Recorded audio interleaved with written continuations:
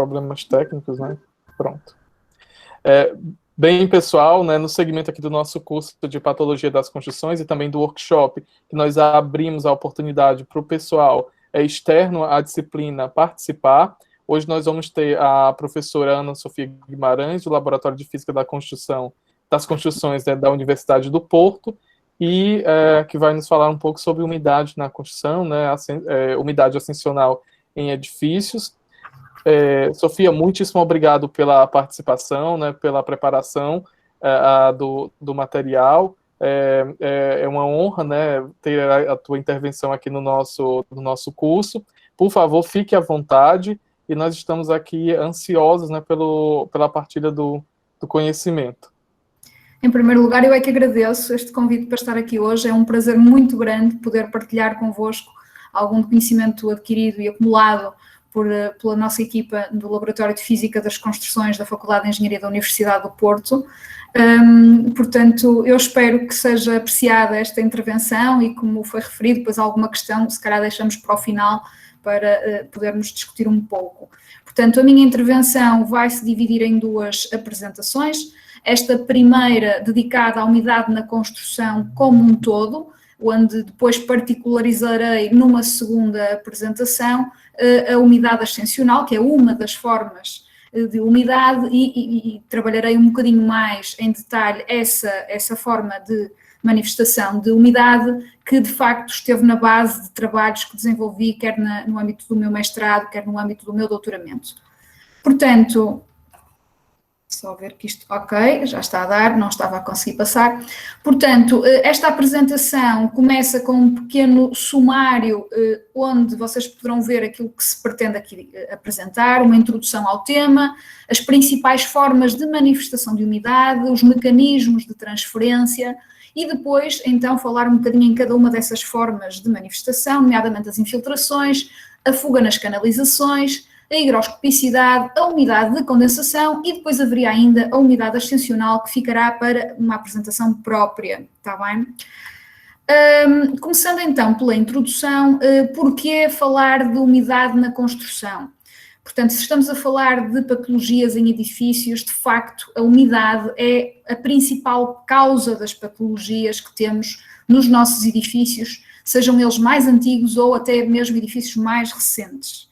Se formos ver, existem várias formas da umidade se manifestar, pode ser através de infiltrações, pode ser fugas nas canalizações, a higroscopicidade dos próprios materiais, umidade de condensação, onde temos aqui ainda dois tipos de condensação, as condensações que ocorrem na superfície dos elementos ou as condensações que ocorrem no meio, portanto, numa camada intermédia do elemento construtivo, a umidade da construção dos edifícios e então a umidade ascensional. Este estudo que aqui vos mostro, que no fundo justifica esta importância da umidade nos edifícios, é um estudo já um pouco antigo, mas que não será muito distinto daquilo que acontece na atualidade, em que podemos verificar que mais de metade dos problemas que ocorrem nos nossos edifícios se devem a problemas de estanquidade da água, se ainda somarmos a estes as condensações ou outros pequenos problemas associados também à umidade, vamos, enfim, concluir que a grande maioria dos problemas são, de facto, de origem em umidades.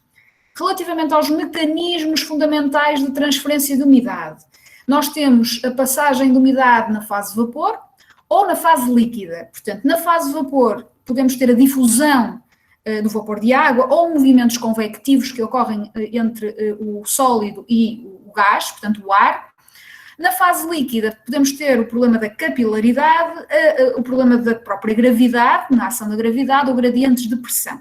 Podemos dizer que de todas estas possibilidades, aquelas que se destacam são efetivamente a capilaridade, a absorção-desadsorção, que no fundo está associada a problemas de difusão, e a condensação.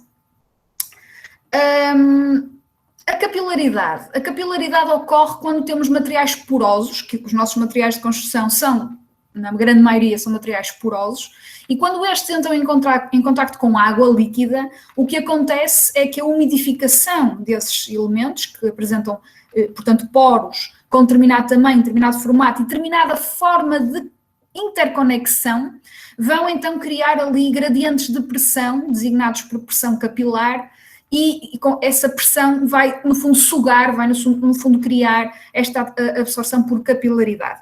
Importa aqui destacar, não entrando muito nas fórmulas, que não é o meu objetivo hoje, não entrando muito nos cálculos, mas percebendo mais os conceitos, importa aqui destacar que na capilaridade é muito importante conhecermos quer a porosidade, quer a porometria dos materiais, isto é, não chega saber quantos poros tenho, mas preciso de saber que tipo de poros, se são de menor ou maior dimensão, se estão ou não interligados entre eles, porque se não estiverem interligados, mesmo que a porosidade seja elevada, a capilaridade poderá não ser um problema. O problema é maior quando tenho poros de pequenas dimensões e que estão interconectados entre si. E aí sim tenho um caminho aberto para que a água possa, através da pressão criada, não é, ser sugada por esses pequenos caminhos e atingir níveis, cotas bastante elevadas, portanto umidificando os nossos elementos construtivos. A higroscopicidade. O que é a higroscopicidade? Tem a ver com uma característica dos próprios materiais. Nós temos materiais higroscópicos ou não higroscópicos. Os materiais higroscópicos são aqueles que, quando há uma variação da umidade relativa ambiente, por exemplo, quando há um aumento significativo da umidade relativa ambiente, esses materiais vão absorver a umidade ambiente e depois, quando esta baixa, irão restituir novamente a umidade ao ambiente. Portanto, eles são sensíveis às alterações da umidade da envolvente. Como exemplo, temos o betão solar, a madeira e outros materiais que são tipicamente utilizados nos nossos edifícios. Portanto, são materiais que são sensíveis a estas variações. A higroscopicidade normalmente é um problema, porque de facto os materiais tendem a aumentar também a sua volumetria. Por exemplo, a madeira é um material higroscópico em que o coeficiente de dilatação, portanto, vai sofrer significativamente com esta higroscopicidade. Portanto, a madeira vai tender a inchar, a aumentar o seu volume e, portanto, isso cria danos. Mas poderá a higroscopicidade em determinados momentos, quando devidamente utilizada, poderá até ser uma vantagem. Por exemplo, nós temos feito estudos em museus, onde colocamos na superfície interior das paredes um material altamente higroscópico de revestimento, mas cuja higroscopicidade não cria variações dimensionais, portanto ele apenas absorve ou desabsorve a umidade relativa, a umidade em função da umidade relativa, mas não altera, digamos, o seu aspecto, portanto, por isso simplesmente mantém-se com um bom aspecto, com o aspecto original.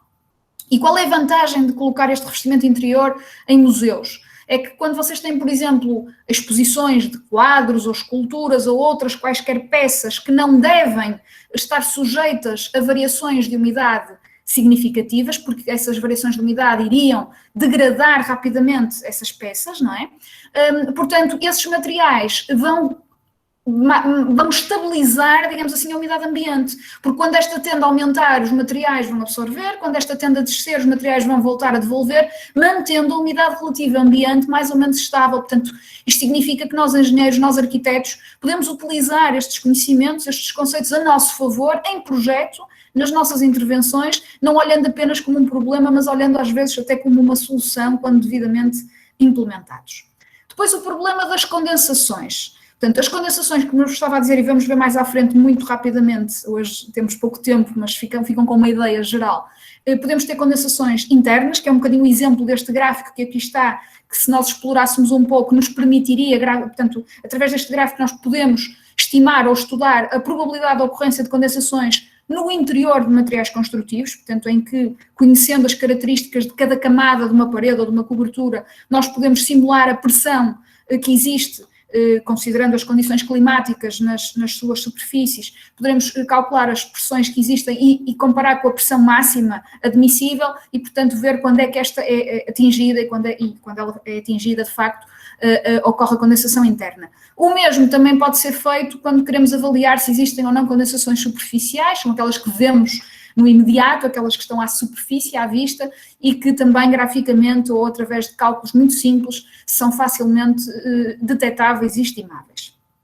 Dentro então das várias formas de manifestação de umidade, as infiltrações penso que percebem que resultam da absorção de água por capilaridade e que no fundo vai haver percolação através de zonas fissuradas, pode haver também problemas de deficiência de conceção, ou através de aparecimento de fissuras, ou má ligação entre, por exemplo, um caixilho e uma fachada, ou porque os materiais têm absorção mais elevada do que aquela que era admissível. Enfim, há vários motivos para ocorrerem infiltrações que devem ser cautelados numa fase inicial, mas caso isso não ocorra, naturalmente devem ser tratados numa fase posterior. Interessa aqui chamar a atenção de que muitas vezes nas nossas fachadas, portanto, e mesmo nas coberturas, no exterior dos edifícios, na envolvente do edifício, colocamos materiais que, à partida, nos parecem adequados para as solicitações higrotérmicas exteriores, mas não nos podemos esquecer que, por exemplo, a ação do vento, em determinadas zonas expostas, e estou a falar aqui para o nosso clima português,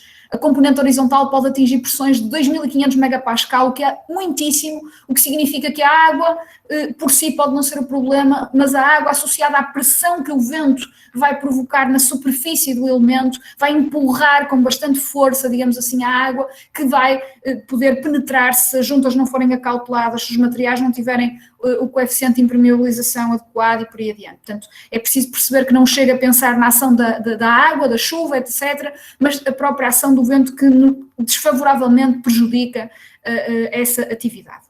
A fuga nas canalizações, portanto, esta é uma forma de manifestação de umidade que está associada às instalações e equipamentos dos nossos edifícios, que ou por defeito de conceção ou porque na utilização por vibração, etc., portanto, cria pequenas fissuras e que efetivamente podem comprometer, portanto, a eficácia destas instalações, provocando fugas de água nas canalizações. A higroscopicidade, como vimos há pouco, portanto, tem a ver então com uma característica do material, e aqui conseguimos visualizar como é que um material higroscópico absorve a água que existe no ambiente, portanto, quando a umidade relativa ao ambiente eventualmente aumenta.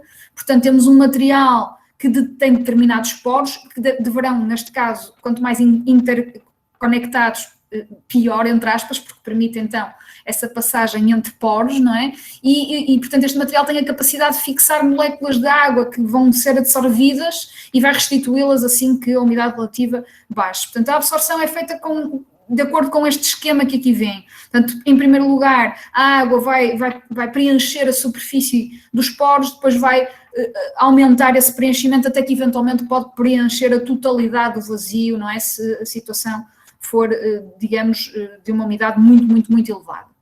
Relativamente então às condensações superficiais, vocês têm aqui algumas imagens daquilo que é o aspecto, não é?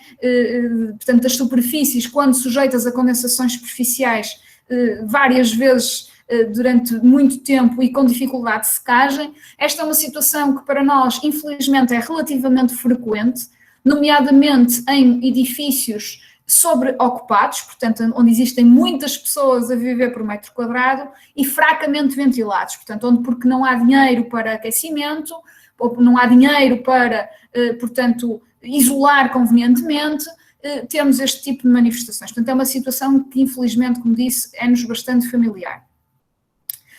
A condensação superficial pode ser facilmente calculada ou estimada, isto porque nós sabemos que o problema está na temperatura das superfícies, na temperatura da superfície da parede, na temperatura da superfície da cobertura, que é sempre, e pensando no inverno, quando está mais frio e, portanto, está, em princípio, mais quente dentro das nossas casas e mais frio lá fora, a temperatura das superfícies interiores são inferiores à temperatura do ambiente interior, e se essa temperatura da superfície interior for manifestamente baixa, a condensação ocorre. O que é que significa ser manifestamente baixa? Significa vir abaixo daquilo que nós designamos a temperatura ponto de orvalho, que é a temperatura mínima que uma superfície pode ter para que a condensação não ocorra. Como é que eu então calculo a temperatura da superfície? Como é que eu calculo a temperatura ponto de orvalho para poder avaliar se a superfície está ou não abaixo da temperatura ponto de orvalho, se tem ou não um problema? O cálculo da temperatura da superfície é dado por esta fórmula que aqui está, que depende da temperatura interior, da temperatura exterior, deste U, que é o coeficiente de transmissão térmico da parede ou da cobertura, que é calculado, portanto, através das características térmicas desses materiais e da resistência superficial interior, que numa parede ou numa cobertura ou num pavimento está tabelada em documentos próprios. Portanto, é relativamente fácil estimar a temperatura da minha superfície interior. A temperatura ponto de orvalho, que é a temperatura mínima que eu posso ter nessa superfície, posso calcular de uma forma muito simples, recorrendo a este diagrama, designado por diagrama psicrométrico porque me relaciona a pressão, temperatura e umidade. E então como é que eu faço isto? Sabendo a temperatura interior, por exemplo, imaginem aqui 20 graus, tenho aqui em baixo as temperaturas, subindo até à curva da umidade relativa interior, por exemplo, como está aqui 50%, eu encontro este ponto A. Este ponto A indica-me o ponto das características do ar interior daquele meu edifício naquele momento. E para este ponto A, eu tenho uma determinada umidade absoluta. Se eu andar na horizontal, a minha umidade absoluta é sempre a mesma. E, portanto, só tenho que andar na horizontal até encontrar os 100% de umidade relativa, que é a minha saturação. É o momento em que a condensação ocorre. Quando encontro estes 100%, que é este meu A', baixo na vertical e retiro, então, a temperatura ponto de orvalho, este TS. Se a temperatura da minha superfície estiver acima deste TS, significa que eu não tenho condensações superficiais, não vou ter um problema. Se a minha temperatura da superfície estiver abaixo deste TS, significa que atingir os 100% de umidade relativa naquela superfície, significa que tenho condensações superficiais e, portanto, se estas ocorrerem sistematicamente, se as condições do ar interior me conduzirem a esta situação sistematicamente, isto significa que eu tenho um problema a resolver e já vamos ver daqui a pouco quais são as possíveis soluções caso eu detecte esta patologia, ok? Depois, temos aqui questões relevantes a destacar, que são os fatores que condicionam estas condensações superficiais. Portanto, a produção de água de vapor de água no interior do edifício, ou seja, em espaços onde a produção de vapor de água é alta, a probabilidade de condensação naturalmente é alta, como por exemplo casas de banho ou cozinhas, não é? Onde eu estou a tomar banho ou estou a cozinhar e vou produzir vapor, portanto tem que ser espaços preparados para esta produção de vapor. O que é que eu quero dizer com isto? Temos que pensar bem nos revestimentos que vamos colocar nas paredes, nos pavimentos e nos tetos. Se calhar não é conveniente uma madeira com coeficiente de dilatação elevado, porque com esta umidade permanentemente a ocorrer vai criar patologias. Se calhar é melhor adotar cerâmicos ou materiais portanto, de comportamento estável, baixa higroscopicidade perante a condensação. O problema da inércia hídrica, o problema da ventilação, portanto, espaços pouco ventilados são naturalmente espaços mais críticos do ponto de vista das condensações. Depois, quando estou perante um clima exterior muito rigoroso, as condensações ocorrem particularmente no inverno, quando tenho características do ar exterior de temperatura muito baixa e umidade relativa bastante elevada, são as situações mais críticas, portanto, nestas localizações tenho que ter mais atenção às soluções que vou implementar. E depois, a influência da temperatura no interior. Portanto, se tenho aquecimento e a temperatura é mais elevada, muito bem. Se a temperatura é muito baixa, provavelmente vou ter mais problemas. Se tenho o meu edifício bem isolado, provavelmente tenho menos problemas, mas se não está tão bem isolado, vou ter mais probabilidades de ocorrência de condensações superficiais. Depois eu às vezes posso isolar bem o meu edifício, mas não isolo as zonas de ponto térmico, e isto é terrível, porque muitas vezes coloco o isolamento, mas interrompo ao nível da viga ou interrompo ao nível da laje, sem fazer o devido tratamento, e vou ter condensações ainda piores do que teria se não tivesse o isolamento térmico acautelado. Portanto, é preciso ter muita atenção às zonas de interrupção do isolamento térmico, às pontes térmicas, e depois também a orientação, fachadas orientadas a norte no nosso país, em Portugal, no vosso caso será precisamente o contrário, portanto fachadas orientadas a sul no Brasil, terão que ter outro tipo de cuidados que não as restantes. O que é que eu posso fazer para evitar ou para tratar as condensações superficiais? Há 3 grandes medidas possíveis. Podem trabalhar em conjunto ou isoladamente, é uma questão de estudar e ver se são eficazes per si ou se é preciso utilizar mais do que uma em simultâneo. Por um lado, isolando, porque eu isolando vou aumentar a temperatura interior e, portanto, naturalmente vou ter mais margem para atingir a temperatura ponto de orvalho, porque a temperatura da superfície interior também aumenta, portanto, acabo por fugir da temperatura ponto de orvalho. Por outro lado, ventilando, porque ao ventilar eu vou efetivamente retirar a umidade que foi produzida no interior, substituindo um ar mais úmido por um ar mais seco, e, portanto, naturalmente as condições são mais favoráveis, evitando a ocorrência de condensações superficiais e, por último, aquecendo o ar interior. Ao aquecer, mais uma vez, a temperatura superficial interior vai aumentar e, portanto, ganho margem para atingir a temperatura ponto orvalho. São estas as possíveis medidas: isolar o edifício, ventilar e aquecer. Portanto, em projeto, devo pensar logo num bom isolamento, numa situação de que o problema já existe e eu quero remediá-lo, poderei socorrer-me de ventilação e aquecimento, sabendo que tem custos.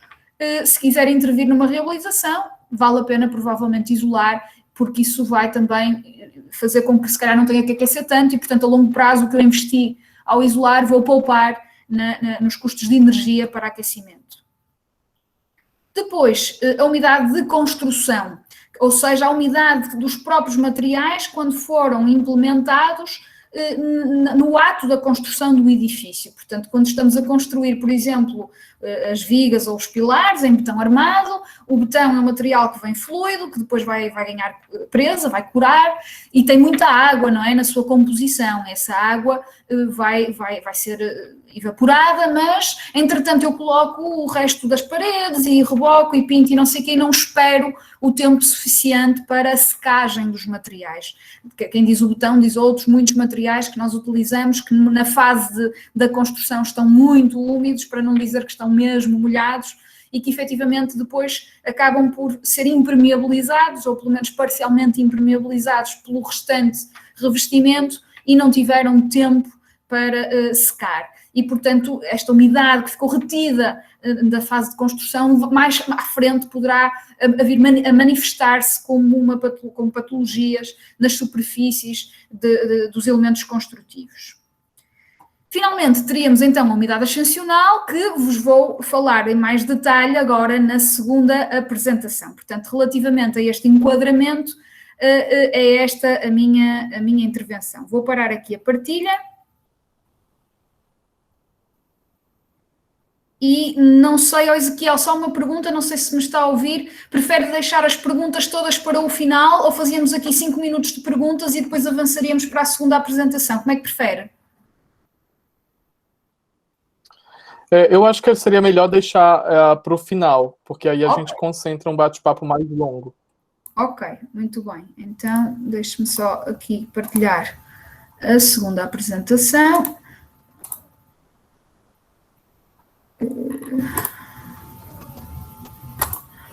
Pedia só que me confirmasse, por favor, se estão a ver a apresentação, dimensionamento de sistemas de ventilação da base das paredes para tratamento da umidade ascensional.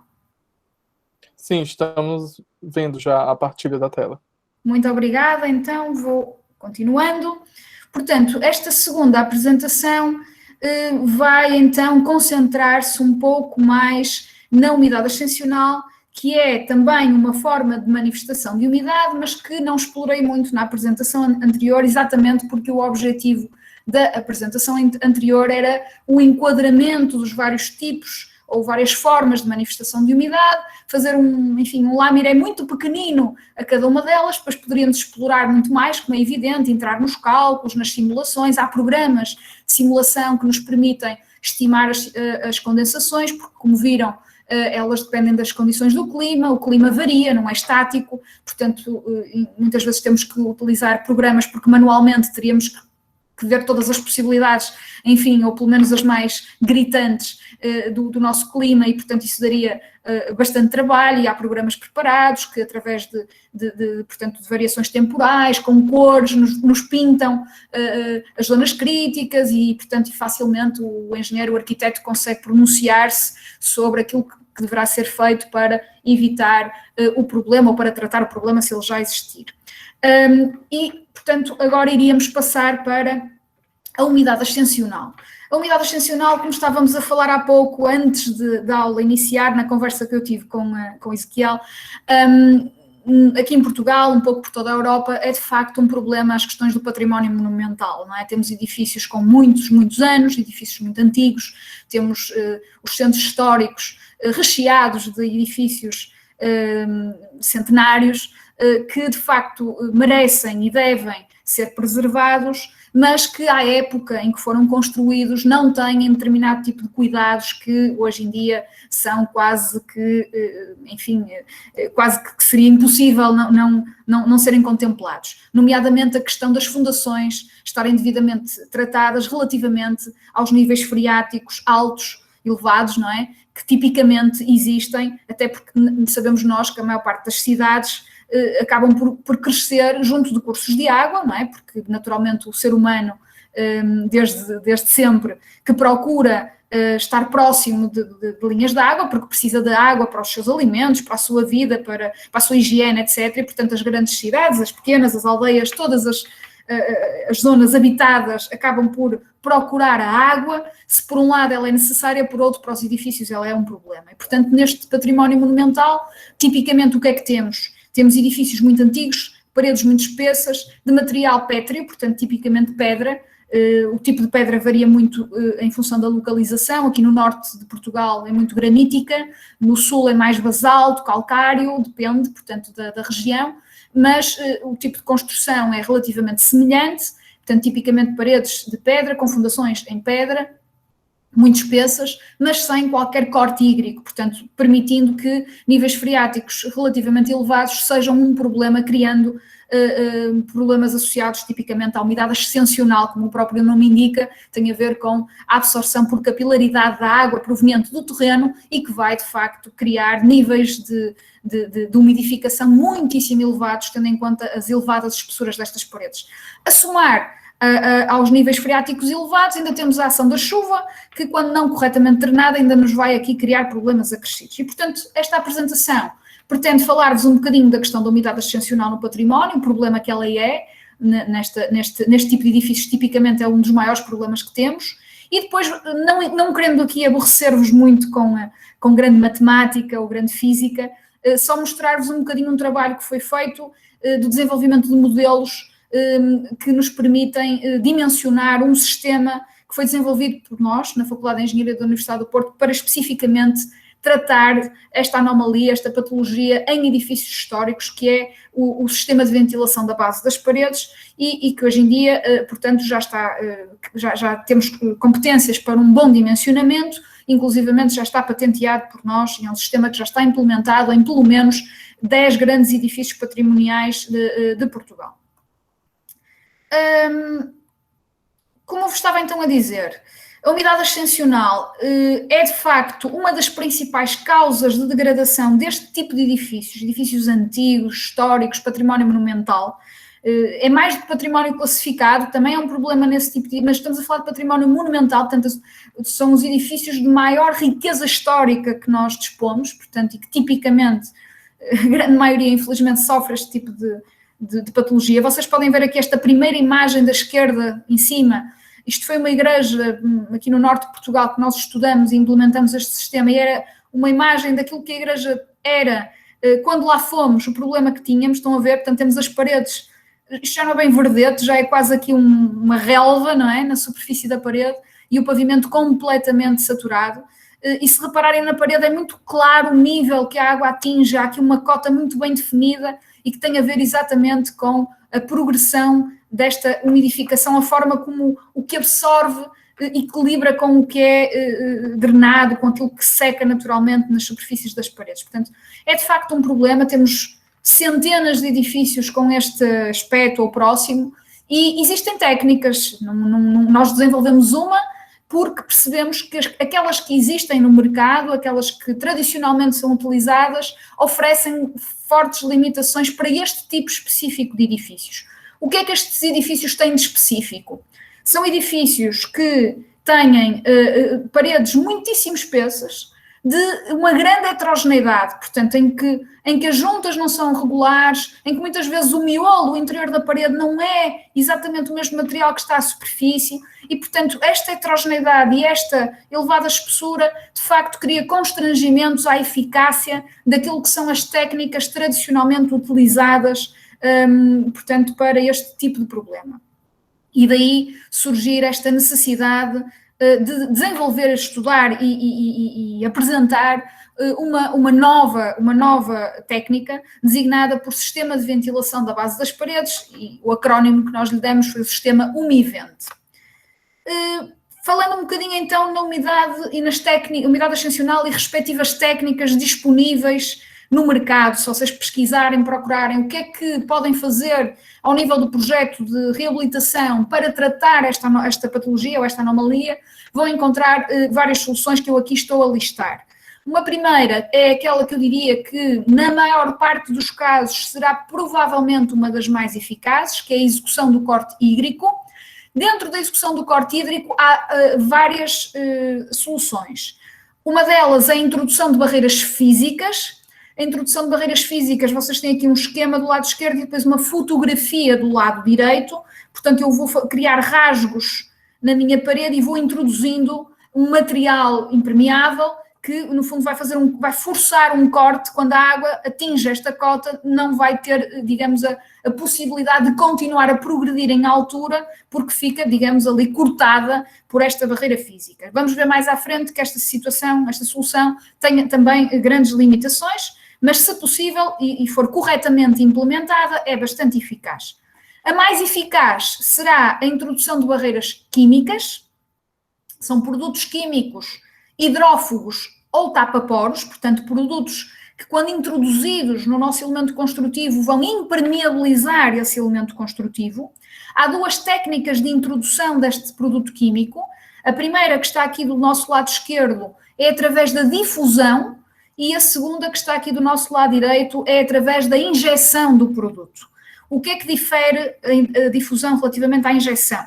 A difusão parece aqui uns saquinhos de soro, não é? Portanto, eu tenho um saco com esse produto e tenho um tubo e uma furação na minha parede, normalmente ao nível da junta, que é mais fácil e permite uma melhor, digamos, distribuição desse produto, e por gravidade o produto vai entrando, vai sendo introduzido lentamente, com, portanto, o objetivo de os vários saquinhos, portanto, impermeabilizarem toda a parede naquela secção, sensivelmente, não é? Portanto, são produtos que vão, portanto, colmatar os poros nesta zona. Alternativamente, podemos injetar através de um sistema de injeção por pressão. A vantagem desta injeção é que força a saída da água dos poros do material, que no primeiro caso não é garantida, significa que é mais difícil garantir a completa impermeabilização da secção. No caso da injeção do produto, eu vou forçar a saída da água e substituição da mesma por um produto impermeabilizante. Há que ter algum cuidado, porque a injeção, ao forçar esta pressão, também pode danificar o próprio elemento construtivo, portanto é preciso ponderar em que situações é que posso injetar ou que tenho que optar pela difusão, e portanto há empresas que se dedicam apenas a isto, vendendo estes produtos e fazendo estudos no local de qual é a solução mais adequada para não haver depois criação de fissuras, de danos no próprio elemento construtivo. Depois tenho ainda a redução da secção absorvente. Esta é uma situação interessante, mas de difícil implementação, porque exige que a própria arquitetura, o próprio edifício tenha determinadas características que se calhar dificilmente terá.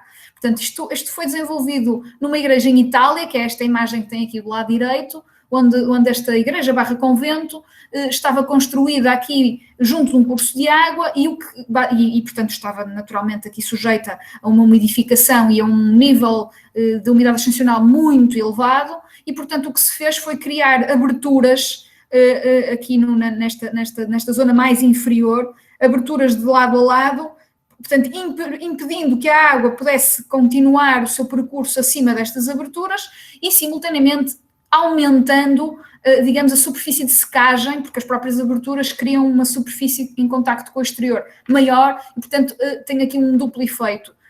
Reduz a absorção da água e aumenta a secagem. Claro que, como vos disse, isto tem implicações arquitetónicas, não é possível na maior parte dos casos, mas é uma potencial solução se efetivamente as características do edifício assim o permitirem. Depois temos a introdução dos chamados tubos de arejamento.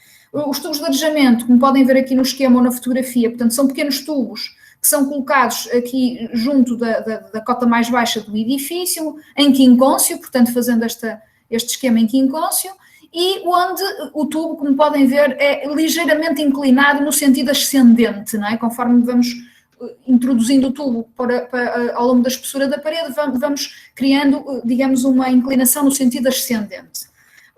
Qual é o princípio deste tubo de arejamento? O princípio é que a água, o ar úmido, digamos assim, é mais denso do que o ar seco e, portanto, o ar úmido que está cá dentro, exatamente porque é mais denso, vai tender a sair, o ar seco mais leve vai tender a entrar e, portanto, vai haver aqui uma substituição de ar úmido por ar seco, potenciando a secagem e reduzindo, então, a umidade no interior destas paredes, destes elementos construtivos. Obviamente que os tubos são tipicamente muito pequenos, até para não ter grande impacto visual e, como vamos ver, acaba por ter uma eficácia relativa e consequentemente ainda há a possibilidade de haver colmatação dos poros, portanto vamos ver mais à frente que, apesar do princípio ter potencial, na prática, nos edifícios onde estes tubos de arejamento foram implementados, acabamos por não ter uma eficácia assim tão grande quanto isso. Depois ainda temos a solução designada por eletroosmose. A eletroosmose, basicamente, é a introdução de um cátodo e de um ânodo, criando uma corrente elétrica que basicamente vai criar um potencial inverso ao potencial capilar. Ou seja, se temos uma pressão natural capilar, como vimos há pouco, que vai tender a sugar a água no sentido ascendente, nós vamos aqui criar, através de um sistema elétrico forçado, digamos assim, um potencial inverso para que a água ande no sentido descendente, não é? Portanto, mais uma vez, o princípio em si parece interessante. Há aqui algumas limitações, porque a criação deste potencial inverso ao potencial capilar, dependendo das características do terreno, nem sempre é possível, e também há aqui questões que vamos ver de potencial colmatação dos poros. Por último, antes do sistema por nós desenvolvido, temos a ocultação da anomalia. A ocultação não é bem um tratamento, não é? Porque o problema continua a existir. Basicamente, deixamos de o visualizar. Portanto, aqui designar por tecnologia de tratamento é um bocadinho ambicioso, não é? Portanto, efetivamente não estamos a tratar nada, estamos apenas a eliminar visualmente o problema, está bem? Mas se assim se achar aceitável, poderá ser uma possibilidade de intervenção. E temos duas formas de ocultar a anomalia.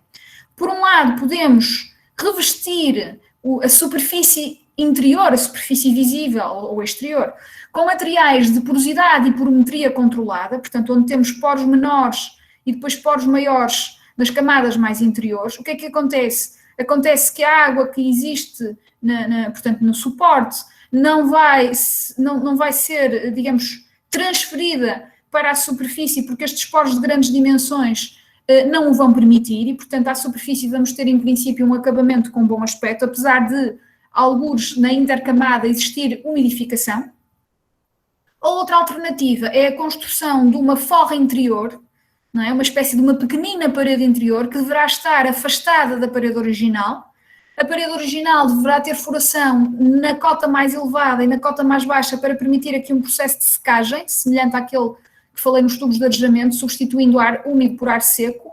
E, simultaneamente, aqui na parte de baixo deste espaço de ar, que fica entre a parede original e a nova forra interior, é necessário criar uma calha com material polimérico impermeável, porque senão alguma umidade poderia progredir para a nossa parede interior e nós não queremos que esta tenha nenhum contacto físico com a parede original, porque não queremos que ela, de facto, tenha nenhum contacto com a umidade existente. E, portanto, mais uma vez reforço, quer a hipótese A, materiais de porosidade e porometria controlada enquanto revestimento, quer a colocação de uma nova forra no interior, são soluções para a ocultação do problema. O problema mantém-se, deixa de ser, digamos, percepcionado, deixa de ser identificado. Ora, estas são as tecnologias que existem no mercado e volto a dizer, ainda não falando do sistema que nós desenvolvemos, e nós desenvolvemos o sistema porque efetivamente achamos, por estudos que fizemos, por trabalhos que desenvolvemos, que estas várias soluções aqui elencadas apresentam limitações para o tratamento da umidade ascensional no património monumental quando estamos a falar daquilo que é corrente, que são edifícios de materiais, compostos por materiais muito heterogéneos e com paredes de elevada espessura. E, portanto, porque é que estas soluções não são as ideais ou têm limitações de eficácia nestas circunstâncias? Por um lado, a execução de corte hídrico, que seria potencialmente a mais interessante, aquela que o mercado nos permite percepcionar como sendo a mais eficaz na maior parte dos casos. A execução do corte hídrico aqui cria problemas de vibração e instabilidade e sabemos que ela é apenas efetivamente eficaz se as alvenarias apresentarem juntas regulares, o que muitas vezes, para não dizer na maior parte dos casos, não é o caso dos edifícios que nós estávamos a falar, não é o caso do património monumental. No caso das barreiras químicas, ainda temos que garantir a continuidade da barreira em toda a espessura da parede, o que neste caso, com paredes muito espessas e heterogéneas, é muito difícil de garantir. Portanto, e basta que fiquem ali umas zonas mal impermeabilizadas para que a água encontre o seu caminho e comprometa, digamos, esta solução. A redução da secção absorvente tem os tais limitações arquitetónicas que, no caso do património monumental, dos edifícios que fomos estudando, dificilmente se enquadravam, digamos, numa solução compatível com esta técnica.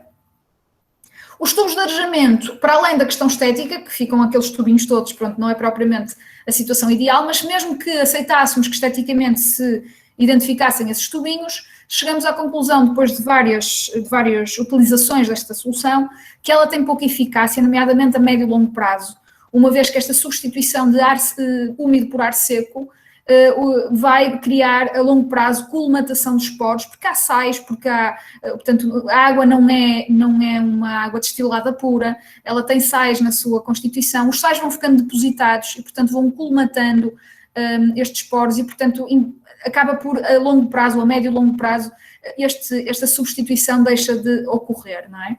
A eletroosmose é um pouco parecido, para além das limitações da resistência do terreno, que quase sempre existem, também se tem demonstrado pouco eficaz a médio e longo prazo, porque efetivamente esta manutenção do potencial inverso ao potencial capilar acaba por ter problemas de colmatação de poros.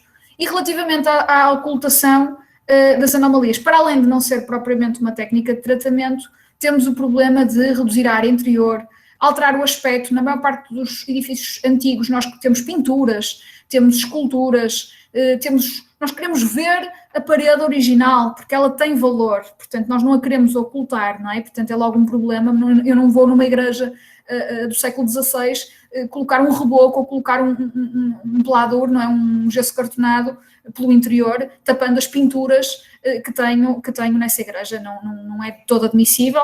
Por outro lado, ainda temos a compatibilização com o contorno, toda a rede elétrica, etc. Portanto, tem aqui francas limitações. Por tudo isto que foi dito, não é? Nós, no Laboratório de Física das Construções, achamos que seria então interessante pensar numa solução especificamente para este tipo de edifícios. E a nossa solução é uma solução relativamente simples.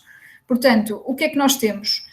Quando temos umidade ascensional, ela ocorre porquê? Porque existe alimentação de água na base da parede e esta água vai progredir até que a secagem da mesma equilibre com a absorção. Portanto, a partir do momento em que eu equilibro a quantidade de água que é absorvida com a quantidade de água que está a ser, portanto, drenada, está a secar, eu atinjo o equilíbrio e a cota desta umidade ascensional estabiliza-se. Portanto, o que nós vamos fazer é colocar um canal ou um tubo, depende das situações, que vai aumentar francamente a evaporação através de sistemas forçados, não é? E ao colocar este canal não só estou a aumentar a evaporação, portanto a secagem, como também estou a criar aqui um impedimento de absorver a água nesta interface. Portanto, vou reduzir por um lado a absorção, por outro vou potenciar a evaporação.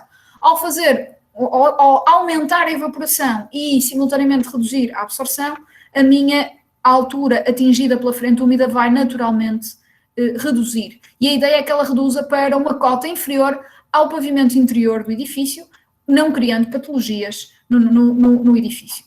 Esta simples ideia foi testada, e eu não vos vou mostrar, como digo, muita matemática nem muita física, mas só que há alguns resultados interessantes que corroboram esta conclusão. Nós fizemos no laboratório estudos com paredes sem nenhum tipo de sistema, em contacto com a água, tal e qual é, portanto, aquilo que acontece na prática, e depois fomos colocar um sistema de ventilação, lado a lado. Nesta altura, numa primeira fase, nem nos preocupamos muito com o tipo de sistema, a velocidade do ar, etc., que são coisas que mais à frente, obviamente, tiveram que ser estudadas. Foi apenas colocar um canal, introduzir ar portanto, com alguma velocidade e tentar ver o que é que acontece. E chegamos à conclusão, como vocês podem ver, quer aqui, através dos resultados destas sondas, quer aqui através dos perfis transversais, que efetivamente, no primeiro caso, a água foi progredindo, e no segundo caso ela rapidamente estabilizou, não progredindo mais. Portanto, estes simples ensaios permitiram-nos concluir que efetivamente o sistema tinha potencial. O mesmo foi feito através de simulações numéricas, portanto, nós neste caso utilizamos um programa que se chama WFI, é um programa desenvolvido pelo Fraunhofer Institute, portanto, na Alemanha. Nós temos uma parceria com o Fraunhofer e, portanto, temos a possibilidade de utilizar o programa que eles desenvolvem, mas também sugerir, eventualmente, subrotinas interessantes para estudos que possamos estar a desenvolver. Portanto, há aqui alguma amizade e alguma colaboração entre estas duas instituições. É um programa bastante interessante, é um programa comercial, utilizado não apenas pela academia, mas essencialmente até pela indústria, pelos gabinetes de projeto.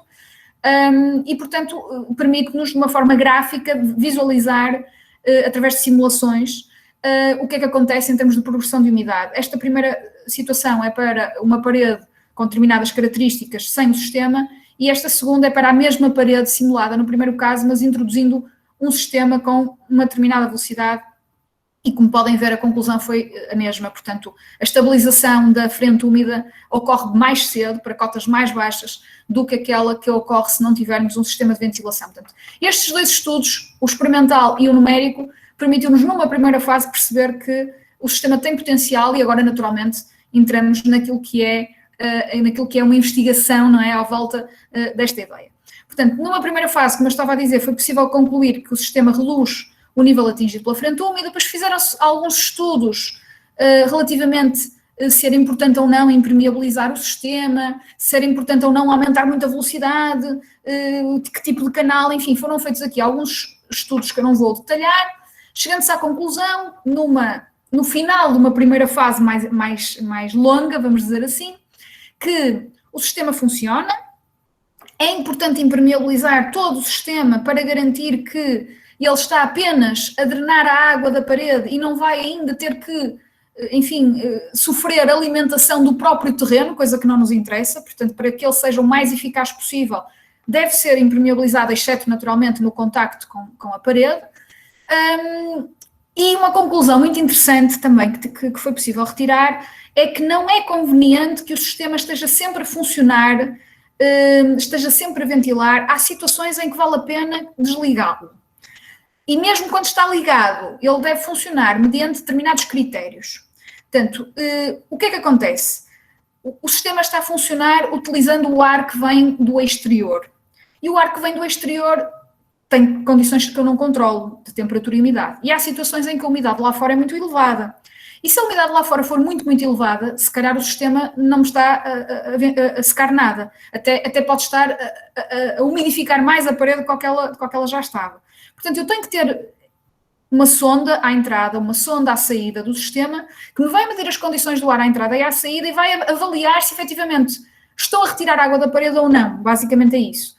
E esta sonda deverá medir a temperatura e a umidade, calculando a pressão, porque efetivamente a pressão tem em conta as duas questões, quer a temperatura, quer a umidade. Numa primeira fase, nós trabalhamos só com a umidade, que era aquilo que achávamos que era importante. Mas depois chegamos à conclusão que muitas vezes, mesmo vindo o ar relativamente seco, que é o que nos interessa, mas com temperaturas, por exemplo, muito, muito, muito altas, ao entrar na conduta e ela eventualmente esteja mais fria, pode condensar ali, não é? E, portanto, ao condensar ali, eu passo a ter água na fase líquida proveniente dessa mesma condensação e comprometo a eficácia do sistema. Portanto, eu tenho também que olhar para a temperatura. Eu tenho que olhar para o conjunto destas duas características do ar. E a única forma de o fazer é através da pressão. E, portanto, passamos a ter o sistema a funcionar sempre que a pressão de vapor à saída seja inferior à pressão de vapor à entrada, o que nos garante que efetivamente estamos a retirar água proveniente da parede. Mesmo que seja pouca, alguma coisa está a ser retirada. Se porventura, em determinado momento, esta situação se inverte, o sistema desliga-se e, nesse caso, a secagem é apenas natural. É uma situação em que, de facto, estou a secar muito pouco a minha parede, mas também não estou a prejudicá-la relativamente a não ter o sistema, porque o que poderia acontecer era eu, em determinados momentos, estar a prejudicar, digamos, o funcionamento, o processo de secagem da minha parede. Portanto, estas foram as principais conclusões numa primeira fase. Depois passamos então para a segunda fase, que é dimensionar o sistema. E aqui não vos vou tirar muito tempo, o tempo também está quase a acabar, vou só, enfim, muito rápido, espero eu que não demasiado, só para vocês ficarem com uma ideia, porque acho que é interessante como foi um processo de investigação bastante longo, bastante interessante. Não entendo. Diga. Pode tomar um pouquinho mais de tempo, tá super interessante, nós temos total interesse em saber os pormenores. Ok, obrigada então. Portanto, acho que é interessante para vocês, independentemente de virem a desenvolver teses ou não, perceberem como é que foi este trabalho de investigação, um trabalho de investigação bastante profundo, que teve várias etapas, algumas correram bem à primeira, a maior parte não correram bem à primeira, faz parte de um trabalho de investigação, portanto também queria-vos deixar esta nota para que não se desanimem e não fiquem frustrados quando estiverem a desenvolver trabalho e não vai correr logo como querem e muitas coisas vão acontecer pelo caminho, faz parte, mas que de facto nos permitiu já há algum tempo ter um modelo consistente, aplicável, que pode ser utilizado por gabinetes de projeto, que pode ser utilizado, portanto, para implementar, para dimensionar o sistema em edifícios reais e, portanto, é com muito orgulho, não é, que vos trago aqui um bocadinho daquilo que foi o nosso trabalho. Portanto, depois desta primeira fase de perceber se há potencial, se de facto há caminho, o sistema parece fazer sentido, porque muitas vezes nós temos uma ideia, mas depois, efetivamente, em teoria a ideia parecia interessante, mas depois, por isto ou por aquilo, na prática ela não funciona. E, portanto, o caminho de perceber se a ideia na teoria pode ser implementada na prática foi feito. Agora há que detalhar, há que dimensionar com critérios, com parâmetros e, portanto, é um bocadinho isto que se pretende nesta segunda fase. Ora, o que é que nós quisemos fazer? Nós sabemos que sem um sistema conseguimos estimar qual é o nível que a água atinge por umidade ascensional, porque conseguimos estimar qual é a quantidade de água que está a ser absorvida, conseguimos estimar qual é a evaporação potenciada, digamos assim, naturalmente pelo ambiente e, portanto, como sabemos que a absorção igualada à evaporação atinge o equilíbrio, conseguimos estimar esta altura atingida pela frente úmida. Agora, com o sistema, sabemos que, para além da secagem potencialmente natural que existe, para além da absorção, temos uma nova, digamos, uma nova parcela de secagem forçada, não é? Imposta pelo sistema e que, não é, vai fazer com que este H se reduza, digamos, para um valor que eu quero controlar. Portanto, eu quero controlar, dimensionar, estimar quais são as características deste canal, quer do ponto de vista da geometria, quer do ponto de vista da velocidade do ar, etc., que aqui vai ser introduzido, para eu definir aqui uma altura e saber então qual é o canal que eu vou pôr e com que características de funcionamento para aquela altura não ser mais do que X. Portanto, é um bocadinho esta ideia. Portanto, as minhas incógnitas são não só a geometria, mas também as características do ar e respectivo, portanto, características de temperatura, umidade e velocidade. Portanto, tenho aqui uma série de incógnitas, ou uma série de potenciais incógnitas a trabalhar. E, portanto, como isto era bastante complicado, nós dividimos, quando temos uma situação muito complexa, ou demasiado complexa, temos duas hipóteses. Simplificá-la ou dividi-la em vários problemas mais simples, não é? Portanto, temos que nos socorrer um bocadinho destes dois caminhos, ou simplificamos algumas questões e depois, paulatinamente, podemos ir adicionando graus de complexidade, ou, e quando eu digo ou também pode ser e, podemos fazer ao mesmo tempo as duas coisas, temos um problema muito complicado, vamos tentar dividir em problemas mais simples, em vários mais simples. Nós aqui fizemos um pouco isso, dividimos um modelo 3D em dois modelos 2D, não é? Portanto, o primeiro modelo, que se designou por modelo de evaporação e transporte ao longo do sistema, o que é que fez? Em vez de trabalharmos com a parede e ao mesmo tempo o sistema, nós ficamos aqui a estudar só a parcela do sistema.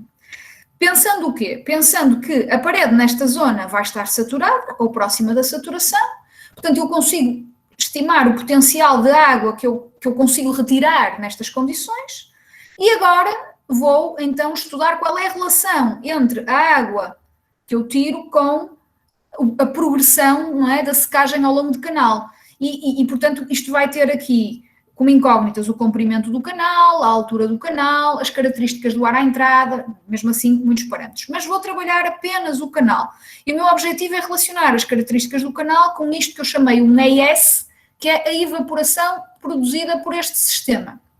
E, portanto, para isto, eu não vou aqui apresentar-vos as fórmulas, etc. Foram trabalhadas um conjunto de expressões, desenvolvido um modelo que se baseou em outros modelos existentes na bibliografia e que depois foi trabalhado e adaptado e simplificado também pelo caminho.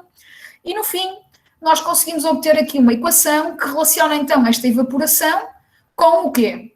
Com as características do ar à entrada, com a velocidade do ar no canal, com o comprimento do canal e o resto são parâmetros fixos, em que aqui tenho a densidade da água, em que aqui tenho o π, etc. Portanto, o resto são tudo parâmetros fixos. Portanto, eu consigo relacionar os parâmetros velocidade do ar no canal, comprimento do canal e altura do canal, não é? Portanto, com essa ES, essa evaporação que eu pretendo que o sistema promova. E, obviamente, isto seria mais ou menos senso comum, se olharmos para a expressão, conseguimos perceber que faz sentido, porque é lógico que a evaporação seja tanto maior quanto maior a velocidade do ar, porque se eu estou a ventilar mais, em princípio vou secar mais depressa, quanto maior a altura do sistema, se eu tiver um canal muito grande, potencio mais a evaporação, e quanto menor o desenvolvimento do sistema. Porquê? Porque se eu tiver um sistema muito longo, entretanto, ao tirar a água da parede, o ar, não é, que vai, no fundo, vai transportar essa água, vai saturando ao longo do caminho, a dada altura já está tão umidificado que já não está a fazer nada, já só está a transportar água, não é? Portanto, convém que o meu comprimento do sistema não seja demasiado grande para não comprometer, de facto, essa saturação. Depois passamos então a um segundo modelo 2D, neste caso, em que eu só estou a olhar para a minha parede, já não vou querer saber do canal, ele vai ser substituído por este ES. Nesta interface tenho uma evaporação, que depois se relaciona com o canal através do modelo anterior. Portanto, eu só quero é perceber, sem o canal eu tinha uma absorção e uma evaporação com o canal eu tenho uma nova absorção, uma evaporação, vamos chamar E', continuo a ter aqui possivelmente evaporação acima do sistema e uma evaporação S dentro do sistema. Para isto, o que nós fizemos foi utilizar um modelo que já é muito conhecido e existe na literatura, é bem conhecido entre nós, que é o modelo Sharp Front, em que me relaciona numa parede que está em contacto com a água, qual é o nível atingido pela frente úmida por capilaridade, com as características dessa parede, em que características é que eu tenho que saber? O coeficiente de capilaridade da parede, este S é a sortividade que se relaciona com o coeficiente de capilaridade, portanto, sabendo o coeficiente de capilaridade desse material, ou materiais, se for mais do que um, e fazendo, portanto, depois uma estimativa da capilaridade média, tenho que entrar com esse parâmetro aqui na equação. O B é a espessura da parede, o W é o teor de umidade desta parede, porque o 100% de umidade relativa é igual para todos os materiais, mas o teor de umidade para 100% de umidade relativa depende do tipo de material. Eu tenho que ir à curva higroscópica do material, ver que para 100% de umidade relativa, qual é o teor de umidade respectivo, porque depende do material.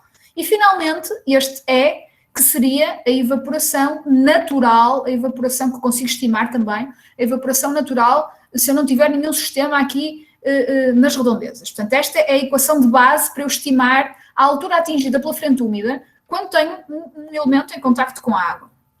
O que fizemos foi muito simples, que foi ver o que é que acontece agora quando introduzimos o sistema.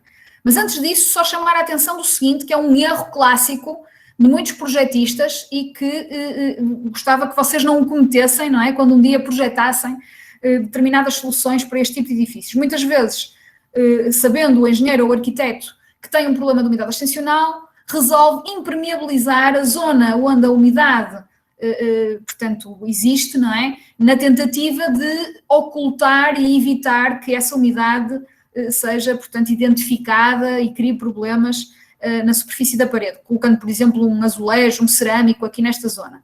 Se vocês colocarem um material impermeável, o que vai acontecer é que a água vai progredir mais. Porquê? Porque ela não consegue evaporar. E como ela vai progredir até ao momento em que a absorção estabiliza, equilibra com a evaporação, se ela não conseguir evaporar aqui, ela vai evaporar mais acima. E, portanto, em vez de terem este H que tinham antes, passam a ter um H maior. Portanto, não é uma solução impermeabilizar as superfícies. Muito pelo contrário, só vão a intensificar o problema, está bem? Portanto, o que nós fazemos não é isso. O que nós fazemos é colocar um canal que vai ventilar, vai forçar uma evaporação acrescida, mais intensa, do que aquela que tínhamos sem o canal. E aqui temos duas hipóteses. Eu posso ter a frente úmida a uma cota em que parte da umidade seca para o ambiente e parte seca no canal, e nesse caso, através da expressão anterior, eu consigo deduzir uma nova expressão que tem aqui, quer o ES, portanto, a evaporação do canal, quer o E, evaporação ambiente, ou posso dizer, não, eu quero que a frente úmida não esteja acima do meu canal. Toda a umidade, toda a água que é absorvida irá evaporar para dentro do canal. Então, se assim é bastante mais simples, porque a expressão que eu passo a ter é exatamente igual à que eu tinha, só que este E, em vez de ser o E ambiente, é o E do canal. E quem é o E do canal?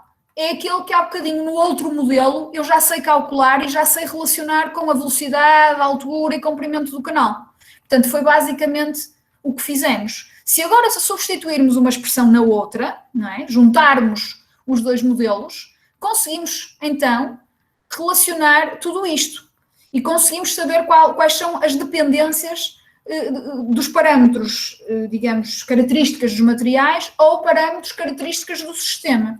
A partir daqui, eu posso dimensionar o meu sistema. Já agora, só por curiosidade, para além destes modelos analíticos /numéricos desenvolvidos, também foram realizadas várias simulações na tentativa de validar, digamos, os modelos desenvolvidos. Portanto, foram feitas simulações com diferentes tipos de materiais, para diferentes climas, com diferentes espessuras, etc.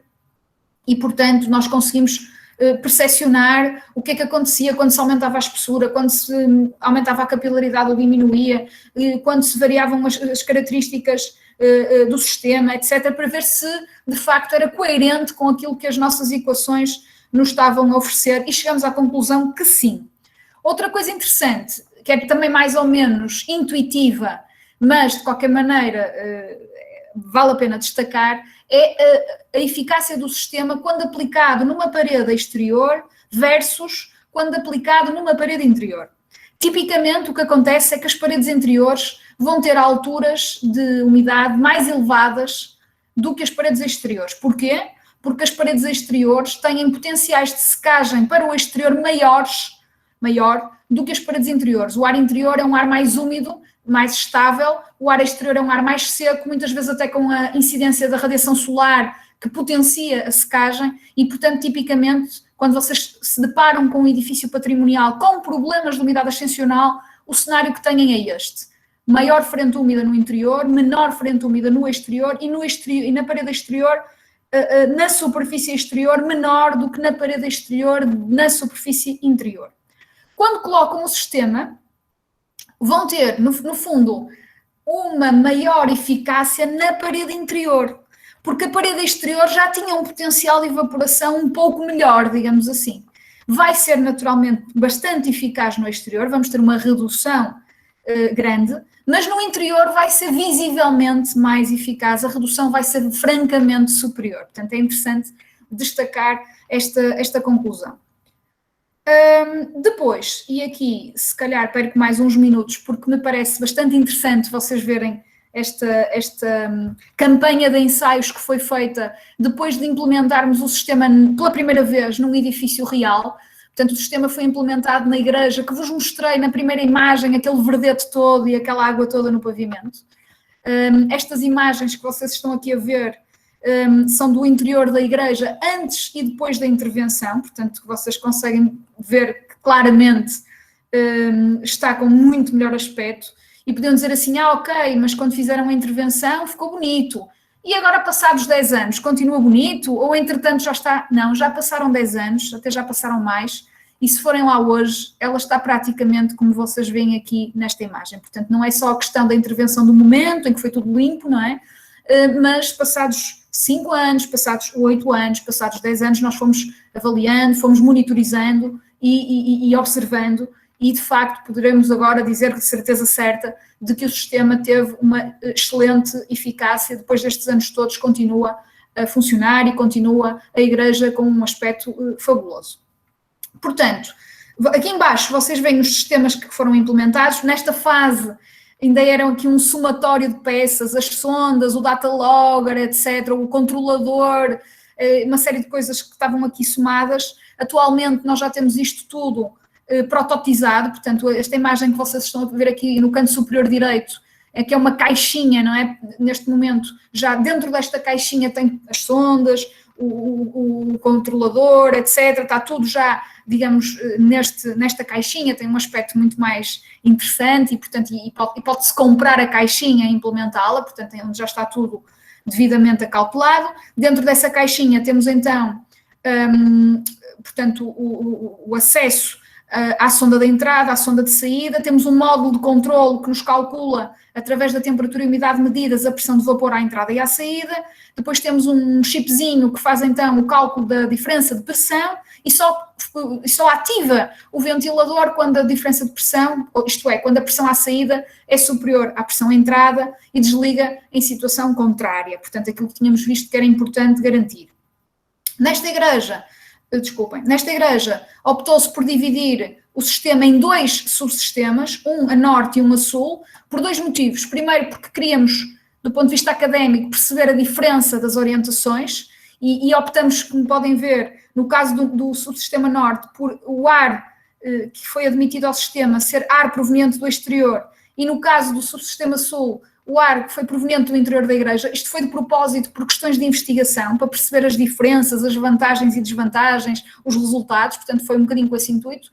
Por outro lado, esta igreja é bastante grande e nós percebemos que não convém ter sistemas muito longos. Se nós fizéssemos aqui um sistema a contornar isto tudo, provavelmente a partir de certa altura ele deixava de ser eficaz. Portanto, mas essencialmente por questões de estudo, de investigação, no sentido de perceber pela primeira vez implementado o que é que acontece quando admitimos ar com características do exterior, ar com características do interior. Posso-vos dizer que, quando fizemos esta implementação, esta obra, estávamos convencidos de que seria melhor, em qualquer circunstância, admitir o ar do exterior, por ser sempre mais seco, não é? Embora há dias de chuva, já sabemos, mas ainda assim o ar exterior, tipicamente na maior parte do tempo, deveria ter condições mais favoráveis. E vocês vão ver que não foi bem nisso que concluímos. Portanto, aquilo que achávamos numa primeira fase, de facto, não coincidiu com os resultados que aqui são curiosos e por isso é que eu acho interessante mostrar-vos. Vocês aqui estão a ver, os 2 gráficos de cima são as medições de umidade relativa e temperatura no subsistema sul e o gráfico de baixo é o gráfico que calcula, onde foi calculada a diferença de pressão entre a saída e a entrada, onde nós sabemos que abaixo de 0, portanto, quando a diferença é negativa, o sistema deixa de funcionar porque ocorrem condensações. O que é que nós podemos constatar? Portanto, isto é aqui em Barcelos, na zona norte de Portugal, onde a umidade relativa é bastante elevada em todo o ano e as temperaturas são razoáveis no verão, menos razoáveis no inverno, não é? Portanto, chegamos à conclusão que a umidade relativa andou próxima dos 80% praticamente todo o ano, verão e inverno. As temperaturas no verão mais elevadas, podemos ver aqui no nosso verão, não é? No nosso inverno mais baixas. Podemos ver que a temperatura à entrada, portanto, relativamente à temperatura à saída, tem um ligeiro desfazamento que tem a ver um pouco com a inércia que existe, portanto, e era expectável que assim acontecesse, há sempre um pequeno desfazamento provocado pela inércia, e feitas as contas de diferenças de pressão, nós podemos constatar então que há aqui períodos que ocorrem condensações. E há aqui um período grande de tempo, que está aqui neste retângulo a verde, onde não há de todo condensações. E qual foi o período em que não houve condensações? Não houve condensações no inverno. Ocorreram condensações essencialmente no verão.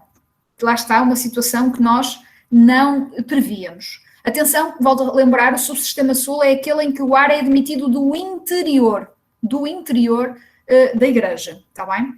Portanto, aqui temos um gráfico de quantidade de água retirada, portanto, retiramos mais água no inverno do que no verão, porque no inverno o sistema funcionou praticamente 100% do tempo e no verão ele parou muitas vezes devido à ocorrência de condensações. Porque é que ocorreram condensações no verão? Porque a tuagem estaria mais fria, o ar a entrar muito quente, não pela umidade, mas pela temperatura, a entrar muito quente, não é? Condensou. E, portanto, ao contrário do que se calhar o nosso bom senso ou o senso comum diria, fomos, neste caso, retirar mais água no período de inverno. O ventilador esteve a trabalhar cerca de 82% do tempo, o restante tempo parou porque ocorreram as ditas condensações e elas ocorreram essencialmente no período de verão. No total de um ano foram retirados 450 kg de água através da ventilação deste sistema, o que é imenso. Se agora olharmos para o subsistema norte, o que é que nós podemos apreciar?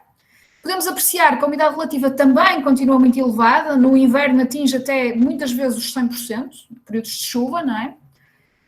Podemos ver que como o ar admitido vem do exterior, aqui há variações do ar à entrada muito mais significativas do que havia no subsistema sul, porque o ar, como era proveniente do interior, tinha características de temperatura mais estável, não é? Que varia mais. E, olhando aqui para as diferenças de pressão, conseguimos perceber, não é, que no período de verão há muito menos ocorrência de condensações do que no período de inverno. Foi exatamente o contrário do que aconteceu no subsistema sul. Se olharmos para a quantidade de água retirada, ou quantidade de água retirada acumulada, podemos ver que tiramos muito mais água no verão. Muito mais água no verão. Porquê? Porque no verão, neste caso, tivemos menos, houve na mesma condensações, mas poucas. No inverno tivemos imensas condensações, porque estávamos em umidades de 100% e temperaturas muito baixas frequentemente. Portanto, neste caso, o ventilador trabalhou praticamente 50% do tempo, ocorreram muito mais condensações do que no caso anterior. No total, retiraram-se cerca de 400 kg de água e estes 400 kg de água foram retirados praticamente no período de verão. O que é que nós então concluímos daqui, que, como digo, não estaríamos à espera numa primeira fase, é que se calhar o ideal não é utilizar o ar do exterior ou utilizar o ar do interior. É utilizar os dois, dependendo das características do ar em cada momento. Ou seja, para esta situação, se, por exemplo, durante o período de verão, nós admitíssemos ar ao sistema proveniente do exterior e durante o período de inverno admitíssemos ar ao sistema proveniente do interior, nós, feita a simulação, teríamos retirado cerca de 600 kg de água, teríamos menos interrupções no sistema, muito menos condensações, teríamos um funcionamento mais contínuo e permanente e uma maior quantidade de água retirada, menor manutenção, etc. Portanto, só vantagens. Portanto, chegamos à conclusão no final do estudo que se calhar ainda podemos otimizar o funcionamento sazonal do sistema. E só para concluir, portanto, numa primeira fase trabalhamos dentro do canal, estimando a relação entre a evaporação potenciada pelo canal com as características do mesmo. Numa segunda fase relacionamos a altura atingida pela frente úmida com a evaporação do canal, juntando as duas equações, temos então uma equação que relaciona tudo, onde eu consigo definir, impor a frente úmida máxima aceitável e depois estimar então as características desse mesmo canal.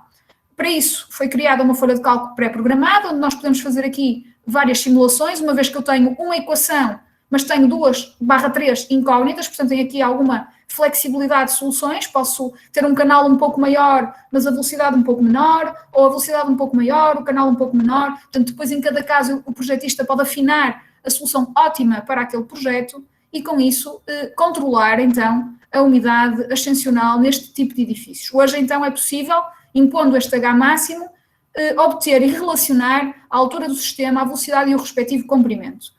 Ficam aqui com o resumo do cálculo, se um dia tiverem curiosidade e interesse, de como dimensionar, então, o sistema ideal para um determinado edifício com problemas de umidade ascensional. E era isto que eu tinha para vos dizer. Espero, sinceramente, que que tenha sido útil esta sessão. Aceito que me digam que foi um bocadinho rápido a falar, mas foi propositado, tinha muita coisa para vos dizer, espero que não tenha sido difícil acompanhar e que, acima de tudo, tenham percebido o meu português, que eu sei que é um pouco diferente, às vezes é difícil, não é? É mais fácil eu perceber-vos do que vocês a mim, o nosso português é muito fechado e às vezes não é muito fácil compreender. Peço desculpa se porventura houve alguma dificuldade. Também me podem com certeza questionar se houve alguma coisa que não entenderam, e terminava apenas dizendo, antes de tentar responder às perguntas que já vi que há aqui algumas no chat, terminava apenas dizendo que foi com muito prazer que estive aqui hoje nesta aula, fico muito satisfeita com um público tão grande, apesar de não ter o prazer de vos ver ao vivo, consigo aqui identificar o número de participantes. Ezequiel, muito obrigada por este convite, espero que não tenha defraudado as suas expectativas relativamente à intervenção. E pronto, eu agora iria ver as perguntas que ainda não tive a oportunidade de ler e tentarei ajudar-vos nestas dúvidas, está bem? Ana Sofia, muitíssimo obrigado. A palestra, né, foi bem esclarecedora, muita coisa nova, né, realmente um entusiasmo, né, nos dá novos né, ares, né, na verdade, um fôlego maior para continuar pesquisando e trabalhando. Eu acho que foi muito importante, especialmente falar um pouco aí das partes dos tratamentos, porque às vezes as pessoas ainda vão muito no achismo, né, de fazer esses tipos de tratamento. Mas daqui a pouco nós vamos falar um pouco, né, como é que as pessoas entram em contato, né, para mais esclarecimentos sobre o sistema que vocês desenvolveram. Meus parabéns, né, pelos trabalhos que vocês têm feito, são trabalhos realmente de uma qualidade técnica muito grande, com impacto bastante elevado, e são trabalhos que nos inspiram a continuar, né, e a seguir, né, os mesmos trajetos. Nós aqui vamos trabalhando com o nosso clima tropical, né, quem sabe aí no futuro a gente tenha sistemas também desenvolvidos aqui, né, que sejam compatíveis e desenvolvidos pelas duas instituições, né, tanto pela UFC quanto pela Universidade do Porto. Muito bem, com certeza que sim, eu é que agradeço. Eu ia tentar, se o Ezequiel me permitir, tenho aqui umas 3 ou 4 perguntas, e depois deixarei o meu contacto, naturalmente, para se mais tarde quiserem contactar, ou por alguma dúvida que surja entretanto, ou por dúvidas relativamente aos nossos mestrados, doutoramentos, enfim, qualquer questão que vocês sintam que vos poderei auxiliar, terei todo o prazer e todo o gosto e estarei sempre disponível, hoje, mais tarde, numa outra ocasião qualquer, terei sempre muito gosto. Para mim é um prazer enorme poder colaborar e, acima de tudo, um dia poder receber-vos na nossa casa também, está bem? Portanto, estava aqui o Francisco Lucas, que pergunta que fatores devo considerar ao escolher a forma de tratamento de umidade ascensional, se é o custo, se é a umidade na parede, se é o material. Ora bom, é assim, em primeiro lugar, como vos tentei demonstrar assim de uma forma muito rápida, as várias técnicas têm as suas limitações, portanto nós em primeiro lugar temos que ver se naquela circunstância em particular, nós para uma determinada solução, ou para as várias soluções, não estamos logo limitados à partida, não é? Não há logo 2 ou 3 que eu não posso implementar porque naquela circunstância não é compatível com o meu problema, não é? Se porventura, isso não vai acontecer, mas se porventura todas fossem possíveis, eu diria que o corte hídrico por injeção de produtos era o ideal, porque é aquela que tem demonstrado melhores resultados, está bem? Assim de uma forma rápida. Mas, efetivamente, muitas vezes temos que olhar para as nossas limitações e que também podem passar pelo custo. E, portanto, por exemplo, a difusão é mais barata que a injeção. Portanto, isto depois tem que ser um balanceamento daquilo que são as nossas restrições. Quer limitações técnicas das soluções, quer limitações financeiras em relação aos custos dos produtos, da própria implementação, etc. Portanto, eu diria que eu começaria por ver as soluções que não são possíveis porque o meu problema não as permite, e daquelas que são possíveis, depois olhar um bocadinho para custos, também se calhar, por exemplo, imagina, pensando agora um bocadinho mais na ótica dos arquitetos, algumas têm impacto visual e uma pessoa pode pensar, bom, se a eficácia é parecida, prefiro uma que não tenha impacto visual, portanto depois há que ponderar um bocadinho estes vários fatores, está bem?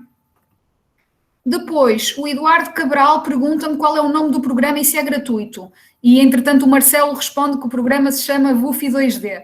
É mais ou menos isso. O programa é o VUFI. Existe a versão 1D, a versão 2D e a versão 3D. Depende do problema que estamos a estudar.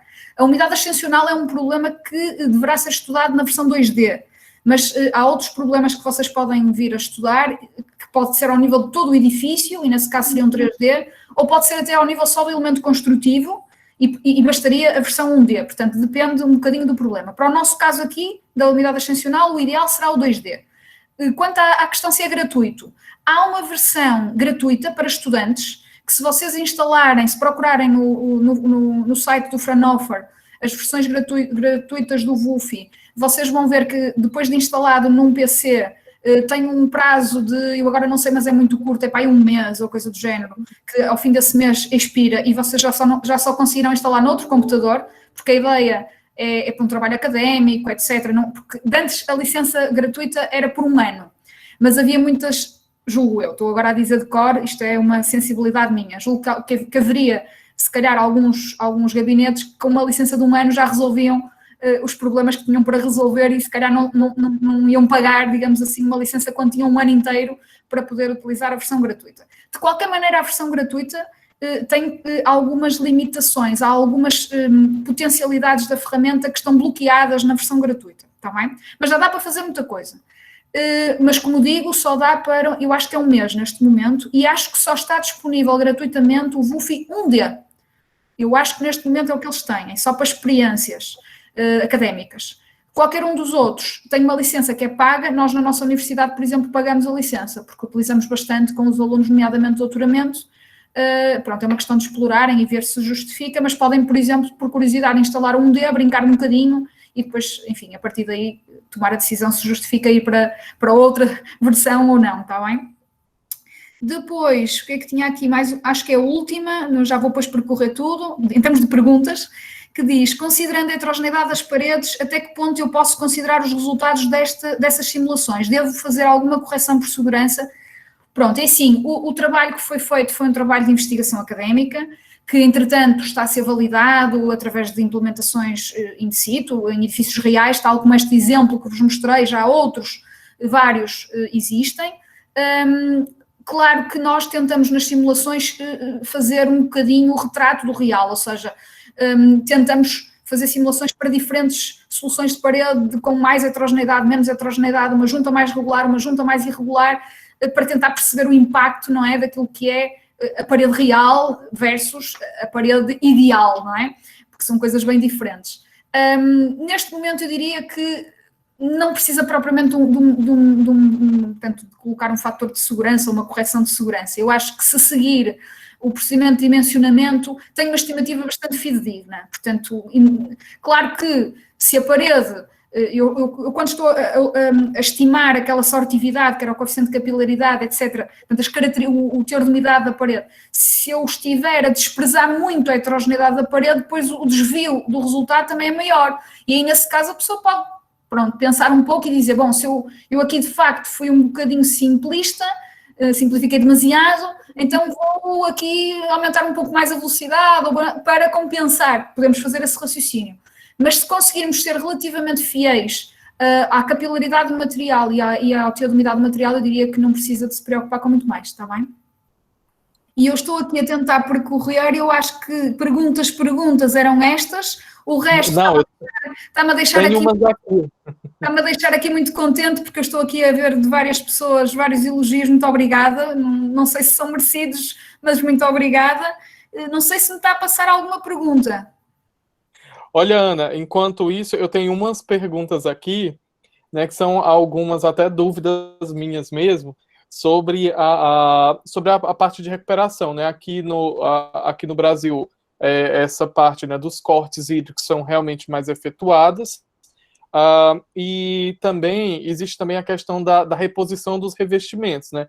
Que, no meu entender, também é uma problemática grande, porque às vezes não há uma otimização da porosidade, né? E já vi alguns trabalhos, inclusive nós começamos a estudar um pouco sobre essa questão de compatibilização de revestimentos, né? Quando você coloca um revestimento com uma porosidade menor o que você faz é acentuar as trocas, né, e a degradação no entorno dessa região, e queria saber se vocês têm alguma consideração a esse respeito.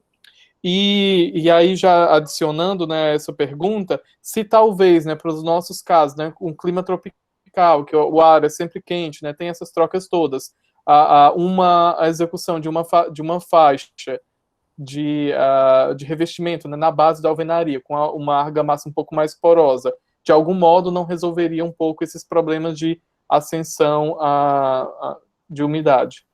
O vosso clima, para este tipo de problemas, eu diria que é um clima mais favorável do que o nosso, porque nós aqui, por exemplo, na fase do ano em que estamos agora, no inverno, temos umidades a bater os 100% e temos temperaturas, neste momento, estão para aí 3 graus lá fora, aqui no Porto. Portanto, terrível para tudo e nomeadamente para os edifícios, e portanto é muito difícil que não através de algo forçado, não é? E até poderia ainda ir mais longe, poderia ter um canal de ventilação com ar aquecido, não é? Nós estamos a tentar evitar despesas extra, não é? Porque ainda poderia aquecer o ar, etc. Pronto. Eu estou a tentar não o fazer nestes cálculos para minimizar despesas, porque isso implica custos, não é? Pronto. No vosso caso, que o clima é um clima bem mais quente, também têm umidades elevadas, não é? Vocês também têm umidades elevadas, mas de qualquer maneira têm a vosso favor a temperatura que tipicamente não sabem o que é ter 3 graus lá fora, graças a Deus. Têm temperaturas bem mais elevadas e, portanto, eu admito que para determinadas orientações, em determinadas localizações, poderiam, talvez, com revestimentos de porosidade e porometria controlada, desde que isso seja aceitável do ponto de vista visual, atenção, porque estes revestimentos vão ocultar portanto, o revestimento original, não é? Portanto, e por vezes nós não queremos isso, mas desde que isso não seja um problema, eventualmente poderão conseguir resolver os vossos problemas, como digo, para determinadas orientações e tendo em conta determinadas localizações, porque, por exemplo, zonas mais sombrias, não é? Uma coisa é quando estou numa zona mais exposta, outra coisa é quando tenho, portanto, uma zona mais sombria, muito difícil, está no meio de muitos edifícios, que praticamente está ali, não recebe quase radiação solar, enfim, poderá já não, teríamos que apreciar caso a caso, mas eventualmente. Uhum. Então, quando nós estivermos trabalhando, né, com as questões, né, de umidade ascensional, é de fato muito importante que se faça uma caracterização do revestimento que lá está, para que a gente conheça um pouco sobre a porosidade, né, e a porometria do material antes de fazer alguma... Isso é fundamental. Há muitas pessoas que têm uma ideia errada de que a porosidade chega, não é? Portanto, vou ver, sei lá, é um botão celular não sei o quê, vou a uma tabela e a porosidade do botão solar é não sei o quê, e eu com isto tenho o preciso. A porosidade, como eu estava a dizer na primeira apresentação, a porosidade é importante, é um indicador. Se eu tiver uma porosidade muito, muito, muito baixa, é um indicador de que provavelmente tenho pouca capilaridade, mas eu posso ter uma porosidade média ou baixa média e ser um problema grave, e posso ter uma porosidade altíssima e não ser um problema grave. Porquê? Porque a porometria, ou seja, a dimensão e a forma como os poros se interconectam ou não entre si, eu diria que ainda é mais importante que a porosidade, porque se eu tiver pouca porosidade, poucos vazios, mas eles forem poros muito pequenos e muito ligados, eu tenho uma autoestrada para a água circular, não é? Porque quanto menores os poros e quanto mais ligados, quanto tipo fissuras muito pequeninas, não é? Se eu tiver uma grande fissura, a água não passa. Mas se eu tiver pequeníssimas fissuras interconectadas, a água vai e consegue atingir cotas muitas vezes muito elevadas. Portanto, isto para responder de que é fundamental caracterizar a porosidade e a porometria do material. Muito bem. Não sei se nós vamos ter mais algumas perguntas, né? Mas a hora é essa, minha gente. Da minha parte, eu também estava um bocadinho na minha hora. Aqui são 8 da noite. Olha, Ana, muitíssimo obrigado, né? Muito obrigado pelo conhecimento. Eu é que agradeço. Pelas respostas. Espero que todos tenham aproveitado, né? Certamente todos melhoraram, né? Ampliaram aí os horizontes de conhecimento nessa área. Muito obrigado, né? Aproveitando, desejar feliz ano novo para vocês, né? Tudo de bom. Essa é a nossa primeira aula desse novo ano. E espero, né, contar com vocês também numa próxima. O que precisarem da gente, nós também estaremos aqui prontos para colaborar. E qualquer informação que os alunos nos procurarem, né, sobre a questão do mestrado, né, ou até intercâmbios na Universidade do Porto, eu vou repassar e também estou aqui para esclarecer algumas perguntinhas, tá bom? Pronto, muito obrigado. Eu deixei novamente, mandei agora no chat novamente o meu e-mail para aqueles que eventualmente não apanharam o iniciozinho. Qualquer questão que precisem da minha parte, estejam à vontade para me enviar um e-mail. Eu peço desculpa que eu não tenho Instagram, alguém me perguntou se eu tinha Instagram, não tenho.